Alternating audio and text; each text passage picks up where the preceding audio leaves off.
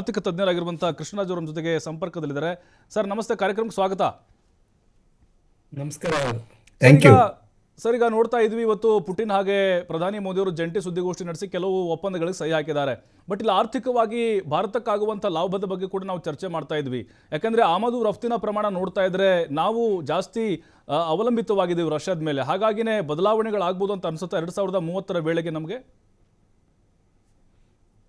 ಈಗ ಏನಾಗಿದೆ, Jio political situation ಬದಲಾವಣೆ ಆಗಿರುವಂಥದ್ದನ್ನ ನೀವು ನೋಡಿರ್ಬೋದು. ರಷ್ಯಾ ಉಕ್ರೇನ್ ವಾರ್ ಆದ ನಂತರ ಈವನ್ ಯುರೋಪಿಯನ್ ಮಾರ್ಕೆಟ್ಟು ಮತ್ತು ಅಮೆರಿಕಾ, ರಷ್ಯಾ ಮತ್ತು ಎಲ್ಲ ದೇಶಗಳಿಗೂ ಅದು ಒಂದು ಸ್ವಲ್ಪ ಹಿನ್ನಡೆಯನ್ನು ಉಂಟು ಮಾಡ್ತು. ಇನ್ಫ್ಲೇಷನ್ ಆಯಿತು, ಮತ್ತು ಸಪ್ಲೈ ಚೈನಲ್ಲಿ ಸಾಕಷ್ಟು ವ್ಯತ್ಯಯ ಉಂಟಾಯಿತು. ಆಯಿಲ್ ಆಗಿರ್ಬೋದು ಅಥವಾ ಇಂಪೋರ್ಟ್ಸ್ ಮತ್ತು ಎಕ್ಸ್ಪೋರ್ಟ್ಸಲ್ಲಿ ಸಾಕಷ್ಟು ಬದಲಾವಣೆಗಳಾಯಿತು.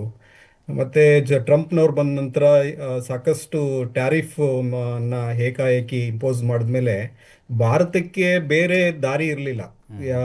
ಒಂದು ಆಯಿಲ್ನ ರಷ್ಯಾದಿಂದ ಇಂಪೋರ್ಟ್ ಮಾಡ್ಕೋಬೇಕಾಯ್ತು. ಮೊದಲೇ ಎಷ್ಟಿತ್ತು ಆಯಿಲ್ ಅಂತಂದ್ರೆ ಒಂದು 2.5% ಮಾತ್ರ. ಅಭಿಪ್ರಾಯ ಬೇರೆ ಸರ್, ಅವ್ರ ಆಮೇಲೆ ಬರ್ತೀನಿ, ಖಂಡಿತವಾಗಲ್ಲ, ಖಂಡಿತ ಸರ್. ಹೇಳಿ ಸರ್, ಹೇಳಿ ಸರ್. ಇಂಪೋರ್ಟ್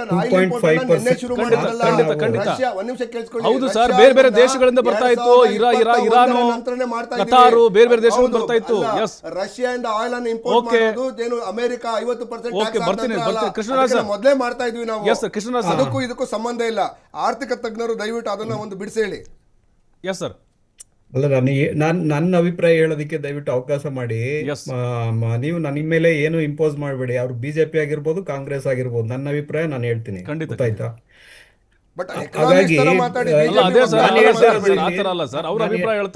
ಅಭಿಪ್ರಾಯ ಬಿಜೆಪಿಗೆ ಆತರ ನೀವು ಪಟ್ಟ ಕಟ್ಟಿದ್ರೆ ಹೆಂಗ್ ಮಾಡೋದು? ಹೌದು, ಈಗ ಆರ್ಥಿಕ ತಜ್ಞರಾಗಿ ದೇಶದ ಅಭಿವೃದ್ಧಿಗೆ, ಈ ದೇಶದ ಯುವಕರಿಗೆ ಉದ್ಯೋಗ ಸೃಷ್ಟಿಸುವುದು, ಈ ದೇಶದ ಎಂಪ್ಲಾಯ್ಮೆಂಟ್ ಇಂಡಸ್ಟ್ರಿಗಳು ಓಪನ್ ಆಗುವ ರೀತಿ ಆರ್ಥಿಕ ಅನಾಲಿಸಿಸ್ ಇರಬೇಕು. ಸತ್ಯ ಹೇಳಿದ್ರೆ ಒಂದು ರಾಜಕೀಯ ನಾಯಕರು ಪಟ್ಟ ಕಟ್ತಾ ಇದ್ರಿ. ಒಂದ್ ನಿಮಿಷ, ರಾಜಕೀಯ ನಾಯಕರು ಮಾತಾಡುವುದು ಅನಾಲಿಸಿಸ್ ಆಗಿರಬೇಕು. ಅವರು ಕೇಳಿರೋ ಪ್ರಶ್ನೆಗೆ ಉತ್ತರ ಹೇಳ್ತಿದ್ದೀನಿ ಹೊರತು ನೀವು ಕೇಳಿದ ಪ್ರಶ್ನೆಗೆ ನಾನು ಉತ್ತರ ಹೇಳ್ತಾ ಇಲ್ಲ ಇಲ್ಲಿ. ಖಂಡಿತ. ಈಗ ನಾನು ಅವ್ರು ಏನ್ ಪ್ರಶ್ನೆ ಕೇಳಿದ್ರು ಅದಕ್ಕೆ ಉತ್ತರ ಹೇಳ್ತಾ ಇದ್ದೀನಿ ಅಷ್ಟೇ. ಬೇರೆ ರೀತಿ ಪ್ರಶ್ನೆ ಕೇಳಿದಾಗ ಅದಕ್ಕೂ ಉತ್ತರ ಹೇಳ್ತೀನಿ ನಾನು.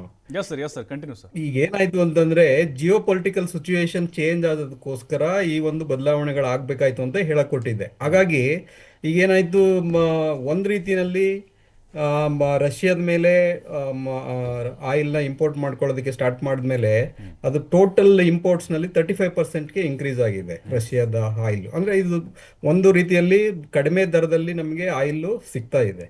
ಅದ್ರದ್ದು ಡೆಫಿಸಿಟ್ ಒಂದು ಸ್ವಲ್ಪ ಕಡಿಮೆ ಆಗಿದೆ. ಆದರೆ ಈ ಕಡೆ ಬಂದಾಗ ನಾವು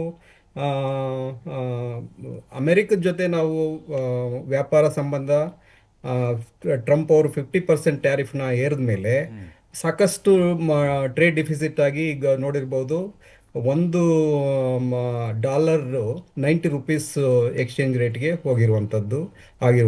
ಇದು ಒಂದು ಕಡೆ ಬೆನಿಫಿಟ್ ಆದರೆ ಇನ್ನೊಂದು ಕಡೆ ಲಾಸ್ ಆಗಿರೋದನ್ನ ನಾವು ನೋಡ್ಬೋದು. ಒಟ್ಟಾರೆ ನಾವು ಹೇಳೋದಾದ್ರೆ ಏನಂತಂದ್ರೆ, ಒಂದು ಭಾರತ ಇನ್ನೂ ರಿಸರ್ಚ್ ಅಂಡ್ ಡೆವಲಪ್ಮೆಂಟ್ ಅಲ್ಲಿ ಸಾಕಷ್ಟು ಅಭಿವೃದ್ಧಿಯೂ ಆಗಿಲ್ಲ. ಯಾಕಂತಂದ್ರೆ ಪಾಕಿಸ್ತಾನ ಮತ್ತೆ ಚೈನಾದ ಒಂದು ಸ್ಟ್ರಾಟಜಿಕ್ ಇಂಪಾರ್ಟೆನ್ಸ್ ನೋಡಿದಾಗ ನಾವು ರಷ್ಯಾದ ಮೇಲೆ ಸಾಕಷ್ಟು ಅವಲಂಬನೆ ಆಗಲೇಬೇಕಾಗುತ್ತೆ ಡಿಫೆನ್ಸ್ ಸ್ಟ್ರಾಟಜಿಯಿಂದ. ಎರಡನೇದು, ರಷ್ಯಾ ಮತ್ತೆ ಭಾರತದ ಒಂದು ವಿದೇಶಾಂಗ ನೀತಿ ಏನಿದೆ ಅದು ಬಹಳ ಆಲ್ ವೆದರ್ ಟೆಸ್ಟೆಡ್. ಅದರಿಂದ ಕಂಟಿನ್ಯೂಸ್ ಆಗಿ ಆಗ್ತಾ ಇದೆ. ಈ ಒಂದು ದೃಷ್ಟಿಕೋನದಲ್ಲಿ ನೋಡೋದಾದ್ರೆ there are plus and minus. ಅಂದರೆ ಒಂದು ಕಡೆ ಲಾಭವೂ ಇದೆ, ಒಂದು ಕಡೆ ನಷ್ಟವೂ ಕೂಡ ಇದೆ. ಈ ರೀತಿ ಒಂದು ಜಿಯೋ ಪೊಲಿಟಿಕಲ್ ಸಿಚುವೇಶನಲ್ಲಿ ಅವೆಲ್ಲ ಕಾಮನ್. ಅದಕ್ಕೆ ಈಗೇನು ಮಾಡ್ತಾ ಇದ್ದೀವಿ, ಫ್ರೀ ಯುರೋಪಿಯನ್ ಮಾರ್ಕೆಟ್ ಅಗ್ರಿಮೆಂಟ್ ಮಾಡ್ಕೊಳ್ಳೋದಂಥದ್ದು ಮತ್ತು ರೀಜನಲ್ ಅಗ್ರಿಮೆಂಟ್ ಮಾಡ್ಕೊಳ್ಳೋದಕ್ಕೆ ಸಹಾಯ ಆಗ್ತಾ ಇದೆ ಈ ಒಂದು ಸಂದರ್ಭ. ಸೊ ಹೀಗಾಗಿ ಕಂಟ್ರೀಸು ಯಾವ ರೀತಿ ಸ್ಟ್ರಾಟಜಿಕ್ ಆಗಿ, ಎಕನಾಮಿಕ್ ಸ್ಟ್ರಾಟಜಿಕ್ ಆಗಿ ಹೋಗಬೇಕಾಗುತ್ತೆ ಅಂದರೆ it depends on Jio political situation. ಆ ಟೈಮಲ್ಲಿ ಏನು ಸಿಚುವೇಶನ್ ಇರ್ತದೆ ಅದರ ಪ್ರಕಾರ ಹೋಗಬೇಕಾಗುತ್ತೆ. ಆದರೆ ಭಾರತದ ಒಂದು ದೀರ್ಘಾವಧಿ ಅಭಿವೃದ್ಧಿಯನ್ನು ಗಮನದಲ್ಲಿ ಇಟ್ಕೊಳ್ಳೋದಾದರೆ ನಾವು ಯಾವುದೇ ದೇಶದ ಮೇಲೆ ಅತಿಯಾಗಿ ಅವಲಂಬನೆ ಆಗುವಂಥದ್ದು ಟ್ರೇಡ್ ಮೇಲೆ ಆಗಲಿ, ಡಿಫೆನ್ಸ್ ಸೆಕ್ಯೂರಿಟಿ ದೃಷ್ಟಿಯಿಂದನೇ ಆಗಲಿ, ಅಥವಾ ಮಾನವ ಅಭಿವೃದ್ಧಿ ದೃಷ್ಟಿಯಿಂದನೇ ಆಗಲಿ, ಎಲ್ಲವನ್ನು ನಾವು ನಿಲ್ಲಿಸಬೇಕಾಗುತ್ತೆ. ಈಗ ಚೈನಾ ನೋಡಿ, ಅದು ಇಂಡಿಪೆಂಡೆಂಟ್ ಆಗಿ ಸ್ಟ್ರಾಟಜಿಕ್ ಆಗಿ ಎಲ್ಲ ಒಂದು ಅಭಿವೃದ್ಧಿಯನ್ನು ಹೊಂದಿರುವಂಥ ರಾಷ್ಟ್ರ ಆಗಿದೆ ಈಗ. ಅದು it is equivalent to America's ಇದು power almost in terms of PPP ಅಂತ ಹೇಳಿ, ಪರ್ಚೇಸಿಂಗ್ ಪವರ್ ಪ್ಯಾರಿಟಿ ನೋಡೋದಾದ್ರೆ ಅಮೆರಿಕದ ಸರ್, ಈಗ ಜಿ ಡಿ ರಷ್ಯಾ ಪಿ ಮತ್ತು ಭಾರತ ಈ ರೀತಿ ಈಕ್ವಲೆಂಟ್ ಟು ಚೈನಾ. ಅಂದ್ರೆ ಮತ್ತೆ ಸ್ನೇಹ ಸಂಬಂಧ ಗಟ್ಟಿ ಆಗ್ತಿರೋದ್ರಿಂದಾಗಿ ಅಮೆರಿಕ ಮೊದಲೇ ತೈಲ ವಿಚಾರಕ್ಕೆ ಸಂಬಂಧಪಟ್ಟಂತೆ ಅಂತರವನ್ನು ಕಾಯ್ದುಕೊಂಡಿತ್ತು. ಈಗ ಮತ್ತೆ ದೂರ ಆಗಲ್ವಾ ಅಂತ, ಸಂಬಂಧ ಅಳಿಸೋಗಲ್ವಾ ಅಂತ ಎಲ್ಲ ರೀತಿಯಲ್ಲೂ? ಸೊ ಈಗ ಏನಾಗುತ್ತೆ, ಅಮೆರಿಕದ ನೀತಿ ಏನಾಗಿದೆ, ಬದಲಾವಣೆ ಆಗಿದೆ. ಅಮೆರಿಕದ ಈ ಒಂದು ಟ್ರಂಪ್ ಅವರ ಒಂದು ಅಧಿಕಾರ ಅವಧಿಯಲ್ಲಿ ಈ ರೀತಿಯ ಒಂದು ಬೆಳವಣಿಗೆ ಆಗಿರುವಂತದ್ದು. ಈಗ ಬೇರೆ ಪಾರ್ಟಿ, ಡೆಮಾಕ್ರೆಟಿಕ್ ಪಾರ್ಟಿ ಬಂತು ಅಂತ ಅನ್ಕೊಳ್ಳಿ, ಅಲ್ಲಿ ಆವಾಗ ಮತ್ತೆ ಬದಲಾವಣೆ ಆಗೋ ಚಾನ್ಸಸ್ ಇರ್ತದೆ. ಇದು ನಾನು ಹಿಂದೆನೂ ಕೂಡ ನಿಮ್ಮ ಟಿವಿನಲ್ಲಿ ಹೇಳಿದ್ದೀನಿ, ಇದೊಂಥರ ಈ ಒಂದು ಟ್ರಂಪ್ ಏನೋ ಅಡ್ಮಿನಿಸ್ಟ್ರೇಷನ್ ಇದೆ, ಈ ಅಡ್ಮಿನಿಸ್ಟ್ರೇಷನ್ನು ಜನರಲೈಸ್ ಮಾಡೋಕ್ಕಾಗೋದಿಲ್ಲ. ಇದೊಂಥರ ಬೇರೆದೇ ಒಂದು ಸಮಸ್ಯೆ ಇದೆ ಅಲ್ಲಿ. ಅಂದರೆ ಅವರು ಯಾವುದೇ ಒಂದು ಆರ್ಥಿಕ ಸಿದ್ಧಾಂತದ ನೀತಿಗಳನ್ನು ಫಾಲೋ ಮಾಡಿ ಟ್ಯಾರಿಫ್ನ ಆಗ್ತಾ ಇಲ್ಲ. ಮತ್ತೆ ನೀವು ನೋಡಿರ್ಬೋದು, ಎಲ್ರಿಗೂ ಅಮೆರಿಕ ಫಸ್ಟ್ ಅಂತ ಹೇಳ್ತಾರೆ. ಅಮೆರಿಕದ ಉದ್ಯೋಗಗಳು ಅಮೆರಿಕನ್ಗೆ ಸಿಗಬೇಕು ಅಂತ ಹೇಳ್ತಾರೆ. ಅಮೆರಿಕದಿಂದ ಎಲ್ಲರನ್ನು ಒಕ್ಕಲು ಅಂದರೆ ಹೊರಗಡೆ ಹೋಗ್ಲಿಕ್ಕೆ ಇದು ಮಾಡ್ತಾ ಇದ್ದಾರೆ. ಸೊ ಈ ರೀತಿಯ ನೀತಿಗಳು ಏನಿದೆ, ಅದು it is generally not accepted. ಈಗ ಎಲ್ಲ ಕಂಟ್ರೀಸು ಅಮೆರಿಕದ ವಿರುದ್ಧ ಮಾತಾಡುವಂಥದ್ದು, ಈಗ ಯುರೋಪಿಯನ್ ಕಂಟ್ರೀಸು ಕೂಡ.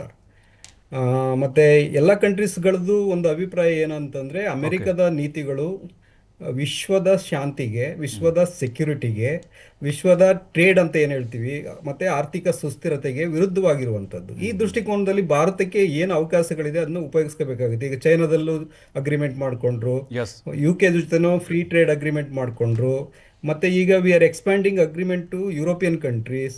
ಸೊ ಈ ರೀತಿ ಮಾಡ್ಕೊಳ್ಳೇಬೇಕಾಗುತ್ತೆ. It is a survival strategy ಅಂತಲೂ ಕೂಡ ನಾವು ಹೇಳ್ಬೋದು.